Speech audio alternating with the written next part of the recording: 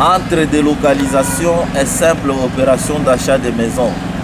à qui profite la violation de l'annexe 18 du règlement minier par Comus. Kolwezi, le 15 février 2023, IBGDH dénonce une fois de plus l'étonnante et surprenante attitude du gouvernement provincial du Lualaba, dont la commission provinciale de délocalisation et la division provinciale se montrent incapables à faire respecter la directive relative à la délocalisation, l'indemnisation, la compensation au déplacement et à la réinstallation des communautés affectées par les projets miniers d'une part, et l'édit provincial portant modalité d'indemnisation, de compensation et de réinstallation des communautés affectées par des projets dans la province du Lualaba d'autre part. En effet, la population du quartier Jekamine Kolwezi, en plein centre-ville de Kolwezi, et la population du village Tchaboula, à plus ou moins 8 km de la ville de Kolwezi, sont laissés à la merci de l'entreprise Comus SA qui décide du déplacement des familles sans se conformer aux lois du pays. L'opinion s'étonne. Comment Madame le vice-gouverneur signe-t-elle les autorisations de délocalisation des villages et des quartiers urbains sans se rassurer que sur le terrain, sa commission et les entreprises se conforment aux lois du pays? En plus, non seulement que la commission provinciale de délocalisation est incapable de répondre aux plaintes des communautés locales, mais aussi cette commission n'apporte rien de plus dans le processus de délocalisation, sinon accroître les trafics d'influence, le clientélisme,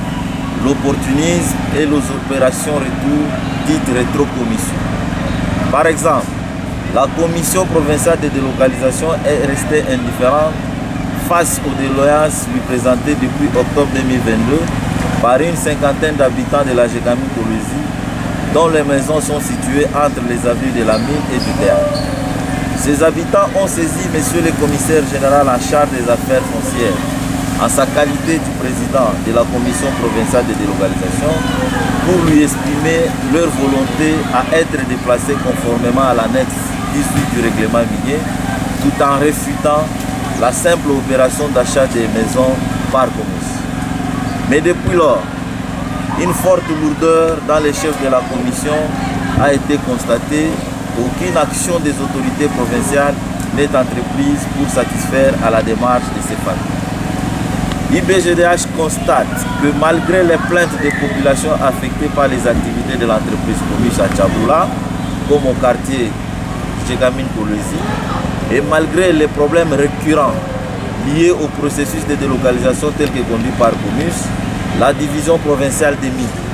le gouvernement provincial du Lualaba et le ministère national des mines ne tirent aucune leçon et ne font pas assez d'efforts pour faire appliquer la loi et protéger les Congolais. Les gens dénoncent les conflits d'intérêts, la corruption et les intimidations dans les chefs de fonctionnaires et membres de la commission provinciale de délocalisation. Certains agents de la province et quelques employés de l'entreprise qui sont directement impliqués dans le processus de délocalisation financent des constructions anarchiques, notamment au village Tchaboula, pour se faire payer plus d'argent que les vraies victimes. De ce qui précède,